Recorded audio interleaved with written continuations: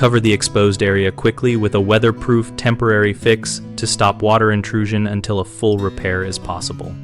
First, clear loose snow and ice from the damaged shingle and the surrounding roof area using a broom or roof shovel while standing on a stable ladder or from a safe position on the roof if conditions permit. If a shingle is lifted but intact, press it back down and drive a corrosion-resistant roofing nail through the shingle into the roof deck just above the shingle tab, leaving the nail head slightly proud so you can seal around it. Avoid overdriving, which can tear the shingle. For a cracked or split shingle, apply a bead of exterior-grade waterproof roofing caulk or sealant under the split and press the edges together, then smooth a thin layer over the top to create a short-term watertight bond.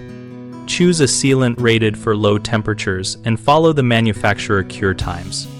If temperatures are extremely low and sealants will not adhere, use roofing tape designed for cold weather or a roll of high-quality butyl flashing tape cut to size and press firmly over the damaged area, extending several inches beyond the fault on all sides.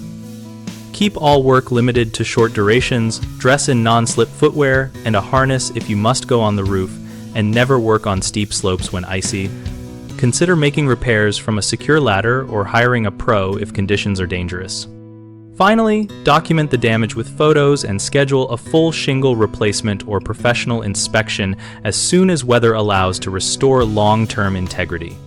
Common mistakes are trying to force rigid sealants to cure in freezing temperatures, which leads to failed adhesion, so instead use tapes rated for cold or wait for a warmer day for permanent caulk. Another frequent issue is nailing through the wrong area of the shingle, which can cause further tearing. So place nails above the shingle tab into the deck and seal around the head. If the shingle is too brittle, do not nail it. Use tape or temporary cover instead. A third problem is neglecting to clear surrounding ice dams and packed snow, which allows water to travel under the temporary patch. So remove snow carefully and, if possible, create a temporary ice dam break using hot water applied from a distance or de-icing products safe for roofs, and then arrange a full repair promptly. At bighomeprojects.com, we help homeowners find local contractors and contractors find work by listing jobs and enabling direct contact. We also host a discussion community where members share real-world tips, ask questions about emergency fixes, and compare contractor experiences.